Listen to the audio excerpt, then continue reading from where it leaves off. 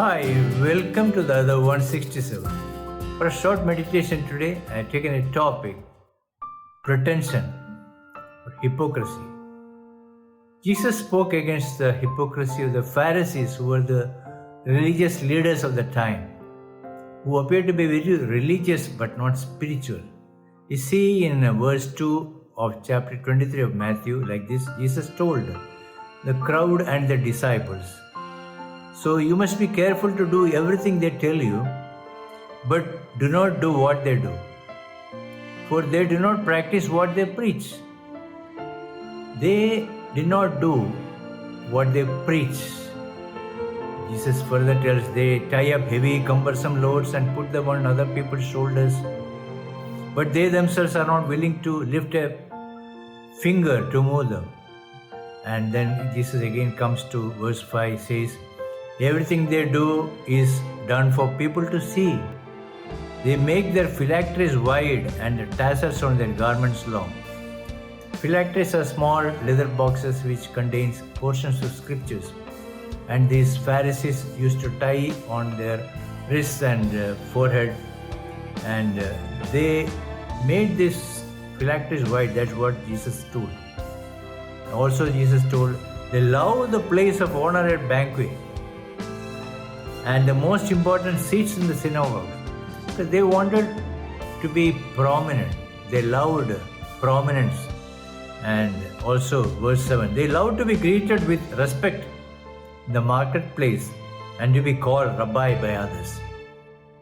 There are three important points I wanted to bring about on this topic of pretensions or hypocrisy. 1. Pretensions are devoid of fruitfulness. Pretensions are devoid of fruitfulness.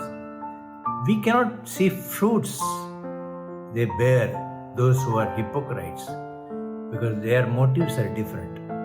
Jesus once was at Bethany going to Jerusalem, and he came near a tree full of leaves, fig tree.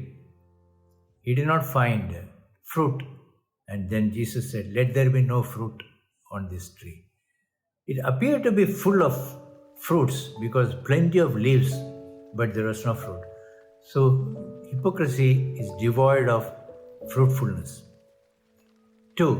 By being pretentious, you neglect more important matters. By being pretentious, you neglect more important matters. Jesus says in verse 23, "Woe to you, teachers of the law and Pharisees, you hypocrites! You give a tenth of your spices, mint, dill, and cumin, but you have neglected the more important matters of the law, justice, mercy, and faithfulness. You should have practiced the latter without neglecting the former." Jesus gave a lot of importance to mercy, faithfulness, and justice.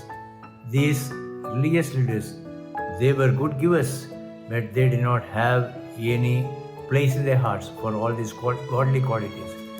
Once Jesus was speaking, was in a synagogue, and as we see in the chapter 12, we see a man with a shriveled hand was there looking for a reason to bring charges against Jesus. They asked him, "Is it lawful to heal on the Sabbath?" And Jesus told them, "If any of you has a sheep and it falls into a pit on the Sabbath, will you not take hold of it and lift it out? How much more valuable is a person than a sheep? Therefore it is lawful to do good on the Sabbath." Then Jesus told the man with the withered hand, "Stretch out your hand." He stretched it out and it was completely restored, just as sound as the other. So we see Jesus was compassionate. The religious leaders wanted to find fault with him, but he stuck on to his principles of compassion, mercy, and righteousness. Point number 3. When pretentious, we put up false appearances. When pretentious, we put up false appearances. We see in same chapter 23 of Matthew, Jesus says in verse 27, "Woe to you, teachers of the law and Pharisees, you hypocrites! You are like whitewashed tombs, which look beautiful on the outside, but on the inside are full of the bones of the dead and everything unclean. In the same way, on the outside, you appear to people as righteous, but on the inside you are full of hypocrisy and wickedness. In fact, Jesus was telling we should be clean inside. God looks at the heart rather than outward appearances. So I close here. We should be people who should be people of integrity, authentic, people who love justice, mercy, righteousness, rather than do things to please people, to be seen by people, to be honored. We should not be lovers of power or positions, but good. Do good to please God, because God looks at the heart. We should be people to honor God.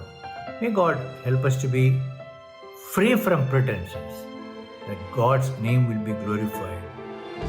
So our prayer should be, Lord, grant us heart of integrity, heart of authenticity, not duplicity, heart that will honor you, not men pleasers, please before you. God bless us with His words.